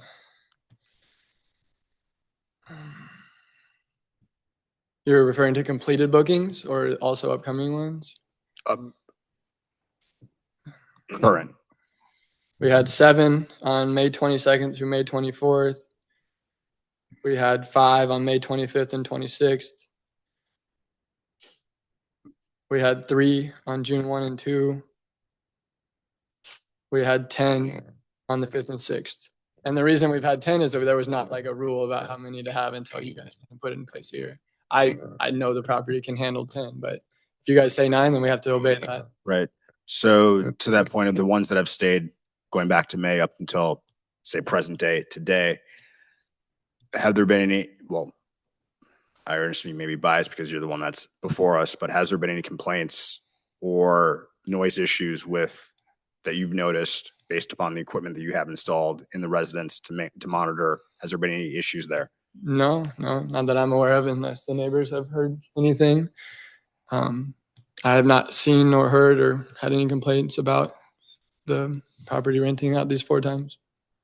Commissioner, can I ask Go ahead. The individuals who were speaking in opposition to see if they've had any complaint or they've seen anything since the STR for the World Cup has been operating? And when was that put in place? The World May Cup? 22nd. In May? May 1st. Folks, I'm going to go back to you. Any problems since May? Okay. And Reiterate something and ask. if you're brief. Good. One of the parties he actually was online and selling tickets for the party at $25 a piece. You can still look on our web and find it. Okay. That's one of the ones where all the parties were ordered. And I did go to his door and knock on his door about the complaint. Nobody answered the door. Okay. What he did, he's not telling the truth. Okay. All right. And folks in the back, you said since May, no big problems since May. All right. Go back to online ticket sales. What was that for? That was so we could have waivers. So you could have what? Waivers Waivers for what? for people coming over and not bringing extra people we don't know, not having drugs and alcohol, not doing violent crime. So they were registering online and they had to sign waivers that this is what they were going to do. Mm-hmm. And then it was not a ticket. It was like they could get in for free if they wanted to, but the suggested donation was whatever. I don't think it was 25. I think it was 10 or 15, but that was just to help pay for we did a potluck for 60 people. So we bought meats and vegetables and stuff. And I was hoping people would pitch in for that. It's very similar to if you have a baseball team party or whatever, like that kind of a concept. It's a community pitching into something. Okay. So Byron, based on what he's been doing with the property, does he require a business license? I mean, this is not somebody who just has a birthday party or is throwing a baby shower. These are commercial events.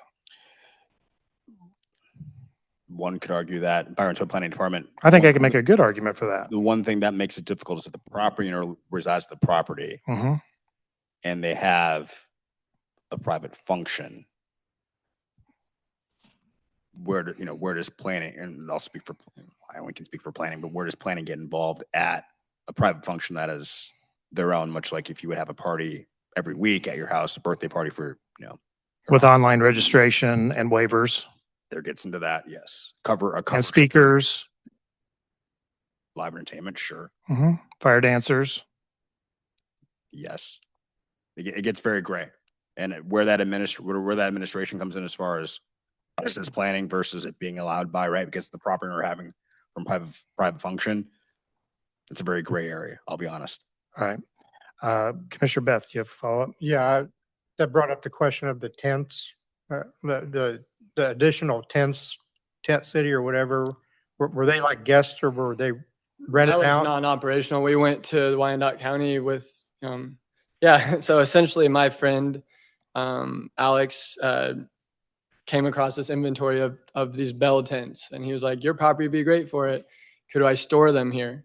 And then he stored them around the property. And then it was like, the plan was to be able to do a short-term rental thing on that. He inquired into it. It was essentially shut down even before we got to this kind of a stage, and then they were removed. So that, and it was just a nuisance for me to have dead grass around where these tents went, but that was not any operation that existed. And I also wanted to add around the business part, like these parties have not made any profit. They're not like a profit motive. They come out of mostly my pocket to do it. I think if you interview people that attend, it's like a wonderful event. There's sober events, there's children there. It's like, there's barbecue, cookout, all that sort of stuff. And all the vendors don't get paid anything, and they're our friends. So a couple people know how to fire spin. A couple people know how to DJ. That's more of like the environment of this. It's not. And then I figure with the online registration, that would make it more of like a buttoned up professional. Like we're not going to deal with coming across other people's property and doing lewd activities and whatnot. It's like sets Okay, the tone. you brought another question up, Yeah. Commissioner Beth, before I forget about it. Okay. Vendors. You have vendors? Well, that's what I refer to the category of like DJs and fire spinners, the entertainment that Commissioner Watson is talking about. That's entertainment. Vendors, you would think, are people that are selling products, maybe? No one was selling anything on my behalf. Maybe people are doing private exchanges there, but we don't have any. Okay. Right. People make art or whatnot and sell it. But at this point, like it's basically just a gathering of people that know each other and love each other and want to celebrate community in the summertime in Kansas City. I've made some of my best friends. Several people have gotten married from meeting each other here. People bring their children, their dogs and whatnot. And also, a lot of this is not relevant moving forward, right? We're going to be an Airbnb. I've got kids now. It speaks to behavior. It speaks to your character. I mean, it speaks to a lot of things. I mean, honestly, you'd be better off to stop talking because the more you talk and the more you add, I don't believe you're helping your case. I wish I got to vote. We'll see if I have to based on the way the vote comes down, but we're done. I'm going to go to staff, get their recommendation. Thank you. Thank you, Mr. Chairman. Byron Troy, Planning Department.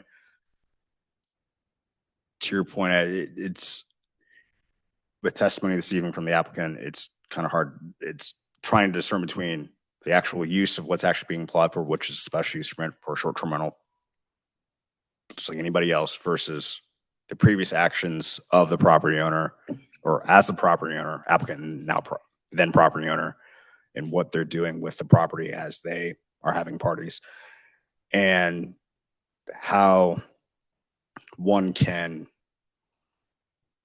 operate, in this case, a business, which would be a short-term rental, appropriately, effectively, without causing, issues, problems for neighbors, whether they be to the north or the west,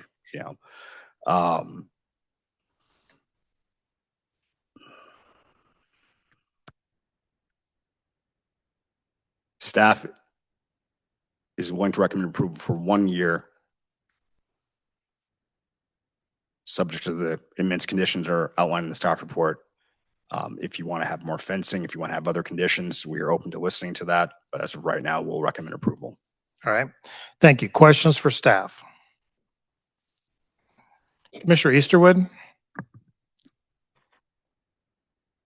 You're muted, Yeah, Commissioner. yeah, sorry. Byron,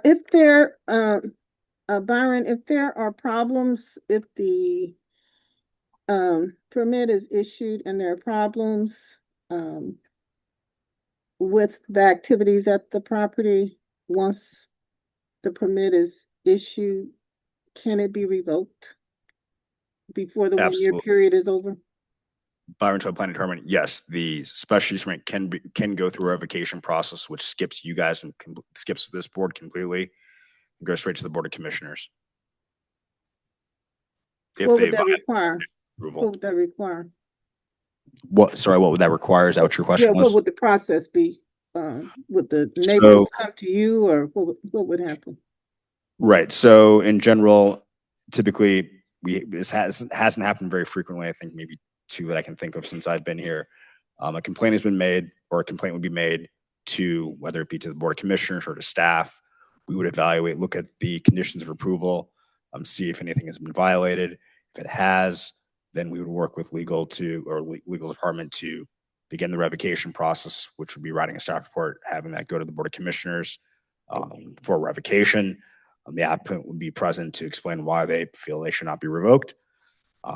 And we would make the case on whether, what they violated and ultimately, how egregious the error was of their violation. And then the Board of Commissioners would make the determination and decide whether or not the SUP should be revoked or not. Okay, thank you. Any other questions for staff? Commissioner Fogelsong. Well, I'm really trying to be sensitive to the neighbors and lack of fence and things like that. So when I read in here and it talks about pets and things like that, I guess, what if someone rented the house and came there with a horse trailer and 2 horses? I mean, it's a big lot and they just tied them up to a tree out there overnight. I mean, could they do that? Would that be allowed in this area? I mean, I'm just trying to think of what scenarios could come up that's going to impact these neighbors. Someone letting their dog off the leash and there's no fence. So they just kind of, they're out playing. Yeah. You know what I mean? I'm just trying to think through the what ifs. Yep. Byron Toy Planning Department. So with it being 4.6 acres, no, they cannot have any livestock on the property.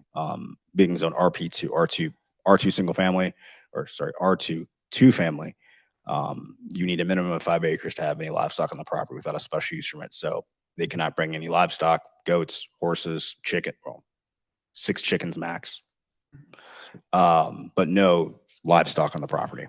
So part of my asking is for my education, part of it too, for the applicant's benefit, for some rules he may want to think about putting in there, because whatever the reason, if it's a short-sightedness on their part and someone does that and we get complaints, he might lose out the ability to have the property, right? It is on his best interest to follow his conditions of approval, because if not, and there's complaints or there's something that's known to staff, it can be revoked, and then that's, time wasted and money spent. Thank you, Brian. You're welcome. Other questions for staff? Seeing none, I will stand for a motion when ready.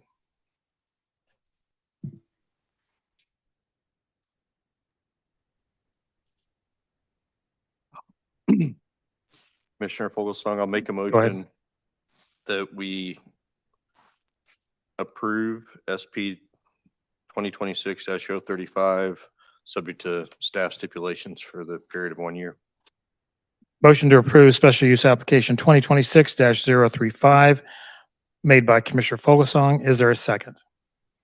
Second. Seconded by Commissioner Ward. Any discussion? Commissioner Easter, was that you trying to get the second, or do you have? That's discussion? a question. Go ahead. Does staff recommendations include a fence? I didn't hear it. No, it did not. Okay, I'm sorry. Department. No, there was not a condition for offense. Okay. All right. Further discussion?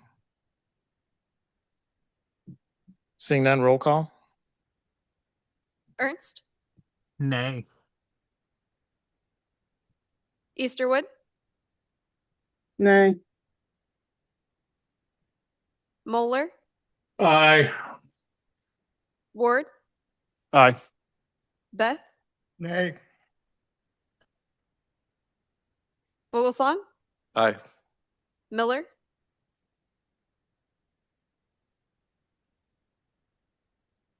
Miller, I was debating. Aye. Okay, motion carries 4-3.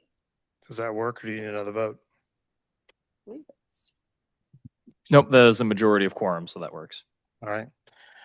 All right, by a vote of 4-3, the motion passes. This will go before the Board of Commissioners on June 24th at 5:30 PM. So it'll be one more time to voice your thing. So, thank you. Okay, our last item for tonight is ordinance clarifying the existing code provision that authorizes mileage reimbursement for the planning commission. Yes, ma'am. Good evening. This matter is back before you. It went before the Board of Commissioners at the last Planning and Zoning meeting of the commission, and they sent it back. They were concerned if one, it was understood. Excuse me. Oh, sure. If you're going to have any discussion, you need to have it outside the room.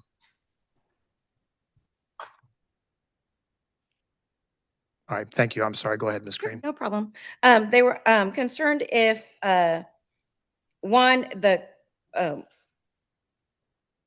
they didn't, I don't know if they understood if it was completely understood what this ordinance would do when it was being discussed, for one. And two, they didn't understand why the cap was kept on if we were clarifying what the ordinance was supposed to do.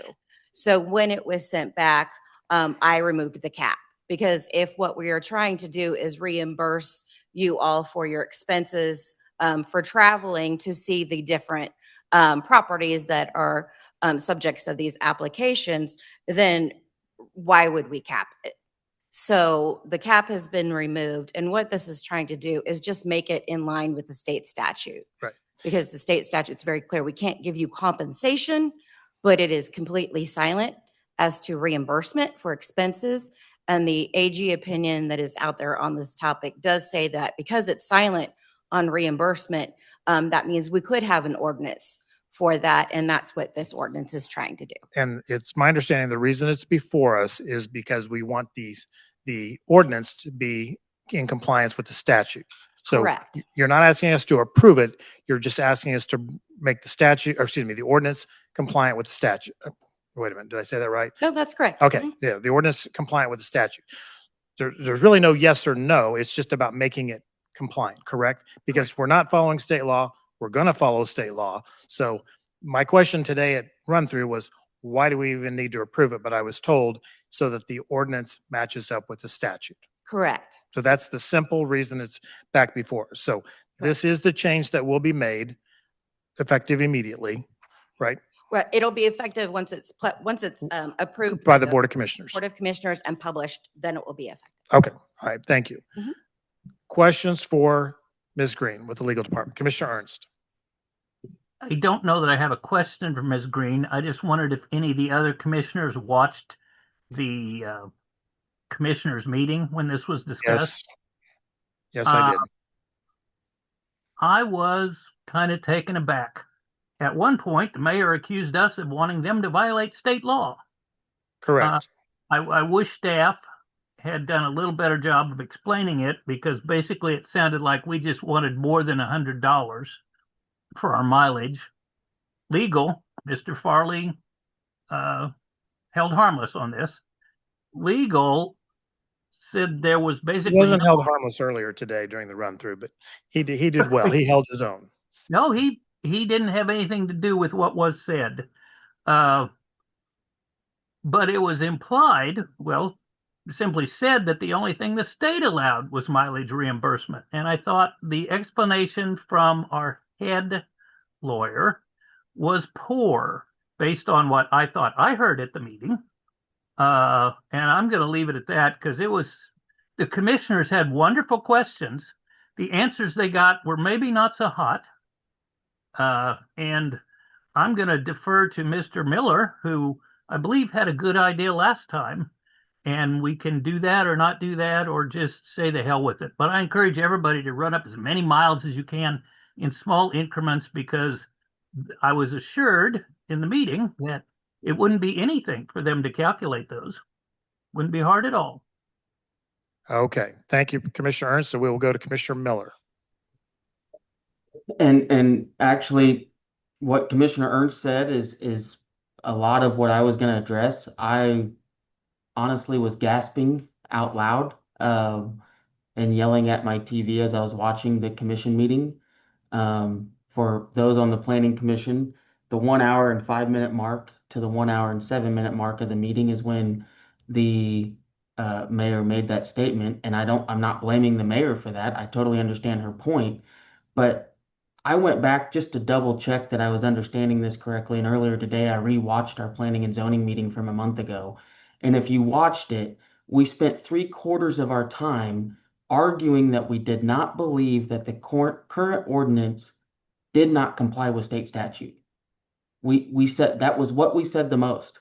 And when she made that statement, the staff just kind of looked at her as if, yeah, maybe that's what they didn't say this, but they just kind of didn't really answer it, almost as if we're doing that. And my quite frankly, my first thought was Mr. Farley had nothing to do with this. He wasn't at the meeting, didn't even do it. So then it was asked what the reasons were given. The reasons given to the UG Commission on why we denied this were: one, we didn't think the cap of $100 was enough. Two, if we were doing this for so long, why would we change it now? And three, creating more work than it was worth. And I recall different aspects of that being brought up in the original hearing, but it was never brought up as the reason why we were giving denial. I still say to this day, and I've done more work and more looking at this issue ever since then because I was so floored by what planning staff and UG Legal presented to the commission, that we are not in compliance by the ordinance. Commissioner Ramirez made an excellent point that he brought up the fact that UG Legal is basing this off a 1996 legal opinion, and the ordinance wasn't passed until 2001. For many of you that know, we weren't even really fully consolidated in 96 anyways. So why would this change have happened? And additionally, I went in and found another AG opinion from 1977 that was actually from our then district attorney, Nick Tomasic, where he asked whether or not district attorney expenses and mileage expenses could be treated as a flat rate. And the AG said, yes, it can be a flat rate. So how is the flat rate now not in compliance? And I guess my question to UG Legal on this would be, why didn't we ask for an AG opinion? You're telling us based on your interpretation of the statute or of the AG opinion that we're not in compliance, but no one has asked for clarification, and nor have we confirmed whether or not other local governments even do a flat rate or not. That question was brought up from the commission. I actually shared with about 7 commissioners who had reached out to me after the fact the AG opinion because it was not provided to the commission, and the request was made during the meeting, so I provided it to them. And so, quite frankly, I guess my question to UG Legal is, one, we argued this entire time that we don't believe that we're running not in compliance with the AG opinion. So why was that never addressed with the commission? To this commission or to the Board of Commissioners? To the Board of Commissioners. All right, thank you. Ms. Green? Okay. I was not at this meeting, so I was not aware that that was an argument, and I apologize that that was not brought up.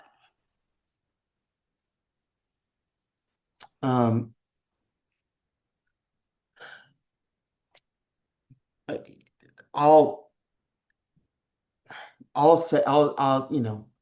digress to all this. I mean, again, I think to Commissioner Ernst's point, I actually went and redlined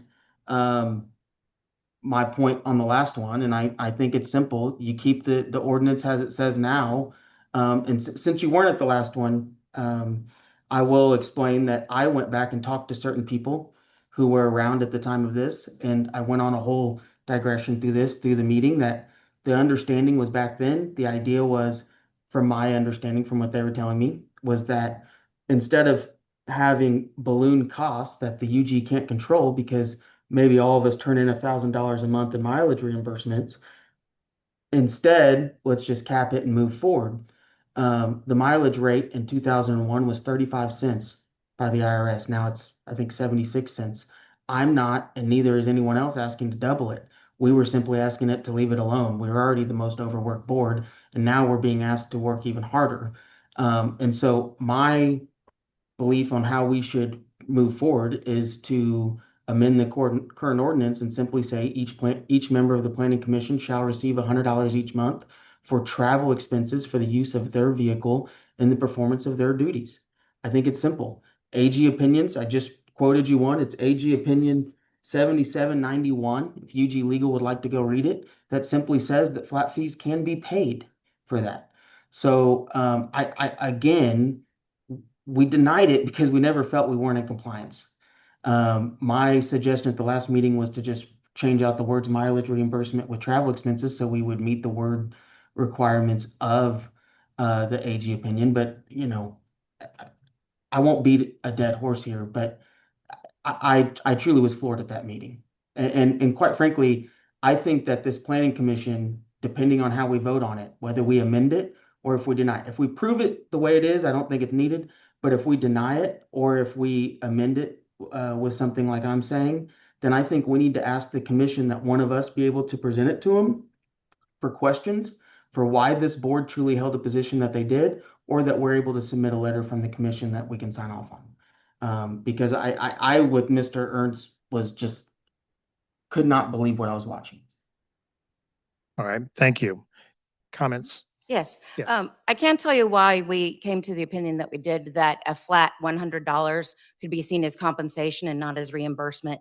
If a planning commissioner didn't have expenses that added up to $100 in a month, then whatever the difference was between the mileage expenses and that $100 could be seen as compensation. And since the statute is very clear that compensation would not be allowed, then that difference was not allowed under the statute, which is how we came to the conclusion that anything that was given over the mileage reimbursement was not allowed under the statute. And therefore, that's why our ordinance is not in compliance with the statute. And again, if we did actually have answers to the question posed by Commissioner Stites, which asked what are other jurisdictions doing, and all of the other jurisdictions that we've asked, all of the larger jurisdictions in the state of Kansas, of the ones who have responded to our request, none of them provide mileage reimbursement. They don't provide any reimbursement to the Planning Commission. We're the only ones that we know of that do. All right. Thank you. Mhm. Other questions or clarifications? So just so that we're clear, a vote in favor just provides a recommendation to the Board of Commissioners that we bring the ordinance in compliance with the statute, or that they coincide. If we vote against it, the recommendation would be not to. Doesn't change the law. Everything stays the same. It's just the code and the ordinance would be, are they in opposition or are they just silent? Correct. In the legal department's opinion, our ordinance is in opposition to the statute. It is not, it conflicts with the statute. So it does. Okay, you're saying there's a conflict. Correct. Okay. Commissioner Miller? So I do You're have one mute. follow-up question. If we amended it the way, like I was saying, what would UG Legal's interpretation be on how we would handle that? To amend the ordinance, correct? Yeah, if we amended the ordinance to just swap out mileage reimbursement with travel expenses, which to me complies with the AG opinion and would follow it, that would at least be my interpretation of it. If UG Legal doesn't agree with that, then I think we're gonna be back here in a month anyway. So what would your all's position on that be? I would need to check that AG opinion, that 77-91, to see if that would be still in effect. And if that, again, if that AG opinion is useful for mileage reimbursement across the board, then I think that could be fine. But I need to check that. I've not read that AG opinion. I don't know if it still stands. AG opinions can be overturned by different administrations, so it just depends. Okay. Not having read it, I can't answer that question right now. I'm sorry. All right. Mr. Farley, just from a parliamentarian standpoint, is there anything that you wanted to add? Because I know you were kind of in a dual role last month. Now we have Ms. Green, and you're technically our parliamentarian. Correct. Yes. Thank you, Mr. Chair. Mike Farley, Assistant Counsel. I think what you might be asking is basically what are the Planning Commission's options at this point? Is that Yes. part of what we're asking here?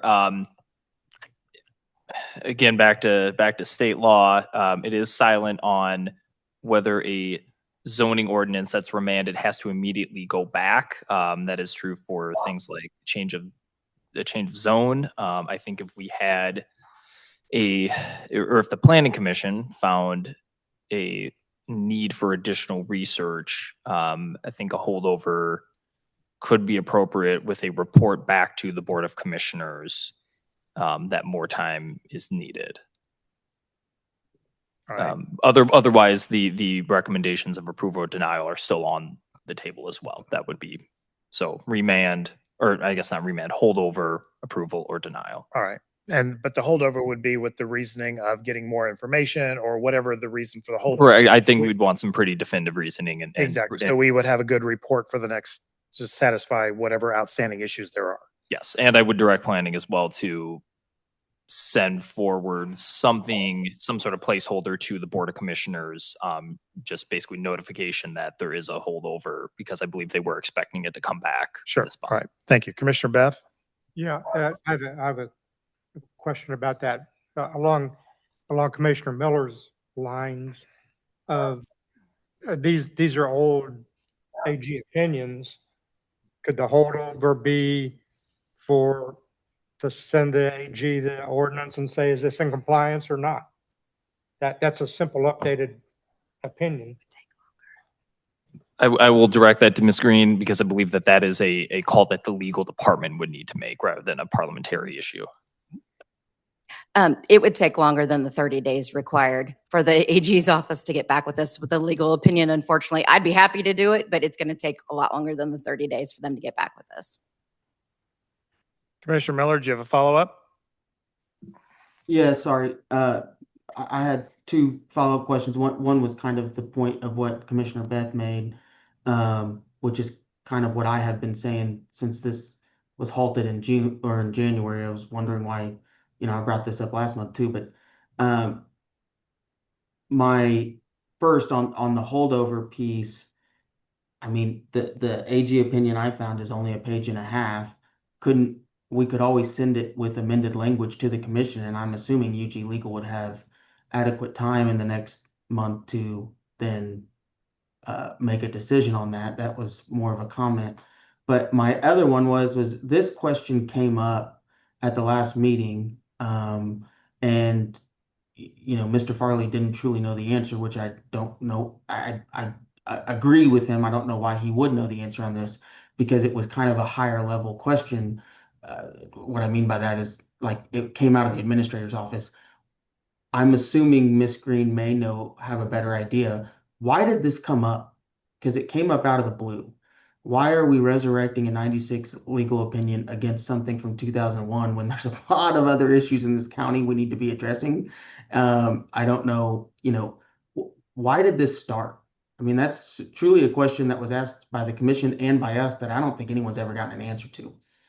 Well, I think it was answered at the Board of Commissioners, but I'm going to go ahead and let Ms. Green go ahead and discuss. I think it was with the addition of a new commissioner and someone not being paid, it was brought to their attention and henceforth. But I'm going to let you go ahead. Thank you. Yes, that's correct. With the addition of a commissioner, the question of payments came up and we looked into the ordinance and what the payment was. And so then we looked into, okay, what is it supposed to be? And with that, we compared it to the state statute. And that's when we saw that the state statute again said that there would be no compensation. So then we looked into, are we not supposed to pay for mileage reimbursement? We found the AG opinion, and we just want to, no matter how long it's been happening, if it's wrong, it's wrong. Doing it for a number of years doesn't make it then correct. So we just want to make sure whatever ordinances we have on our books comply with whatever the state statute says, no matter how long it's been on there. So we saw this as an opportunity to fix wrong. So we've created our own hardship. We did. In terms that we use here a lot. So, all right. Correct. Commissioner Mueller. Thank you, Mr. Chairman. I believe Mr. Farley intimated in the original discussion that it was somebody from the Treasury Department that brought this up. And now we're hearing that it was a commissioner that brought this up. And I happen to agree with Commissioner Miller and Commissioner Ernst. I watched that whole meeting too, and it was not exactly, I want to be careful. It was not exactly straightforward.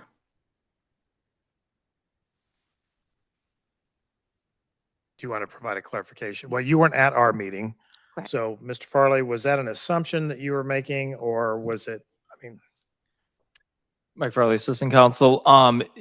Yes, that was an assumption based on my recollection. How it typically works is sometimes questions of law are directed to Assistant Counsel to research. I get several of those. I, again, usually don't inquire where they came from. But that was my assumption, is where that was coming from, was all right, for thank your you. findings. Commissioner Mueller, do you have a follow-up?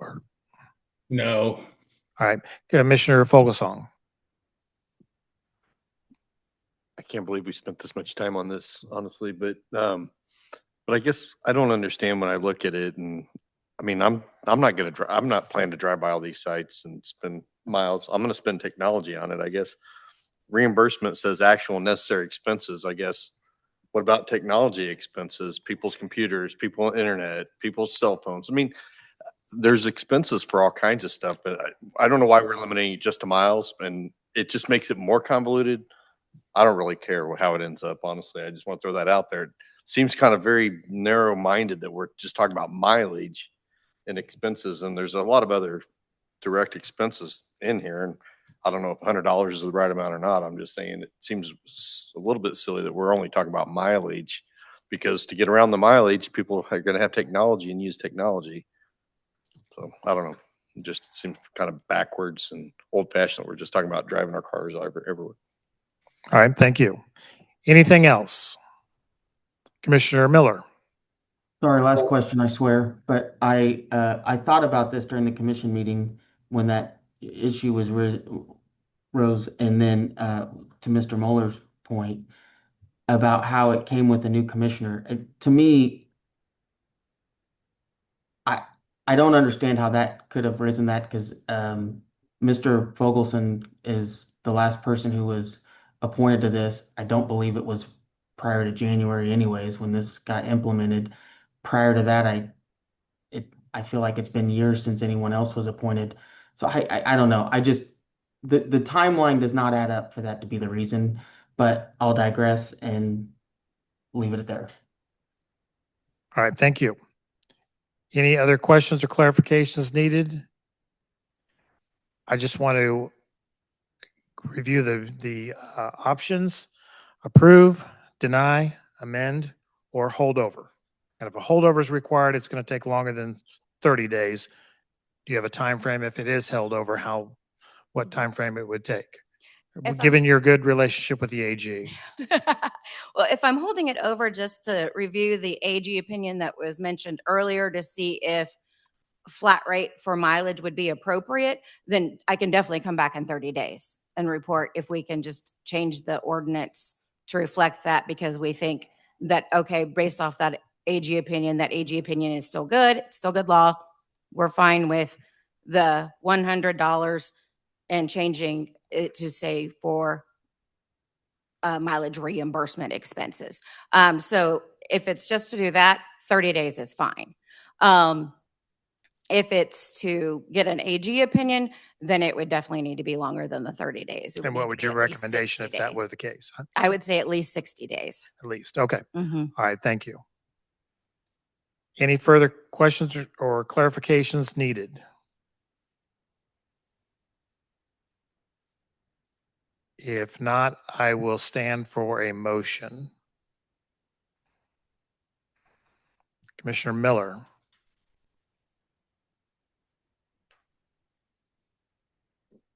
I can take a stab at a motion, but I also wonder where everyone stands on this. I mean, I want to do what we all think of collectively. And so, Chair, if you'd like me to take a stab at a motion, I'm happy with it. But if people want to hold over and have them inquire about an AG opinion, I'm fine with that too. But that was my only thing. I just want to make sure we're all on the same page on this. Well, why don't you, let's see what you got. I move that section 2721 regarding mileage reimbursement be amended to read as each member of the planning commission shall receive $100 each month for expenses for the use of their vehicle in the performance of their duties. All right, thank you. Is that a second, Commissioner Ernst? I was going to ask if Commissioner Miller, who I bow to his legal acumen, would change vehicle to technology or usage of things. And I would also like to eventually send a letter to the board explaining our initial position rather than what it sounded like. That's all. Then yes, I would love to second it. All right, Either way.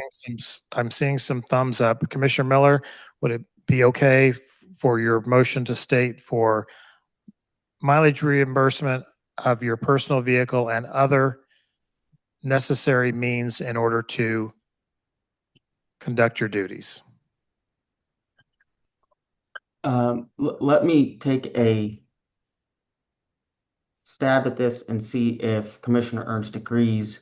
But what if we said each member of the planning commission shall receive $100 each month for expenses incurred in performance of their official duties? Or performance of their I shouldn't say official because we're not elected, but in performance of their duties. Absolutely. All right, so that was a motion by Commissioner Miller, and that was a second by Commissioner Ernst. Does everybody understand the motion? Anybody need any further clarification of that? Okay. Any discussion? Seeing none, roll call. Okay, Ernst seconded, right? Yes. Yes, ma'am. All right. So Ernst? I think I'll say aye. Okay. Easterwood? Aye. Moeller? Aye. Ward? Aye. Beth? Aye. Vogelsong? Miller? Aye. Okay, motion carries 7-0. All right, thank you. Ms. Green, you're clear on what we're attempting to do I sure am. and the message we're sending back. And then to Commissioner Ernst's point, we'll put together, I guess I'll put together a letter and to send to the Board of Commissioners. Something, Ms. Green, I would like for you to carry back, though. In watching the Board of Commissioners meetings, there have been a lot of requests lately for staff to interpret decisions and conversations that we've had. It puts them in a terrible position of trying to get inside my head, and worse, Commissioner Ward's head, only because I like to give him trouble. It's difficult, and I would just like for them to refrain from asking those types of questions, or instruct staff to just say if you'd like to know their reasoning or the method behind their madness, I would suggest that you contact them. Those recordings are out there beforehand. They see our votes. They know what they are beforehand. Am I correct? When they get their packets. Correct. So if those questions are outstanding, they should reach out to us. We're their appointees, and so that's I guess what I would like. And I've made that request before, but I would like. And maybe I should just go before Board of Commissioners meeting and make that statement as well. But I don't think it should be incumbent on these fine folks to have to do everything that they have to do, plus try to figure out what we're trying to do. All right. Absolutely. Thank you. Thank you. Any other business? That's it.